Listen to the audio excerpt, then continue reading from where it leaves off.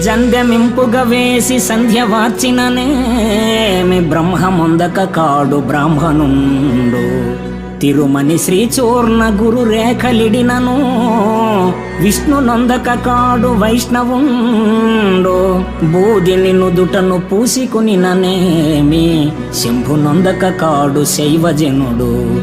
కాషాయ వస్త్రాలు కట్టి కప్పిననేమి ఆశ పోవక కాడు యతివరుండు.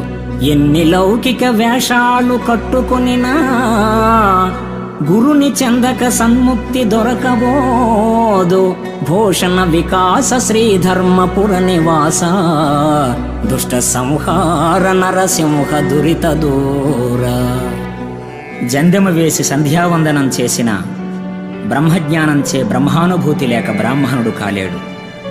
నుదిటిపై తిరునామాన్ని తిలకంతో దిద్దిన విష్ణుతత్వ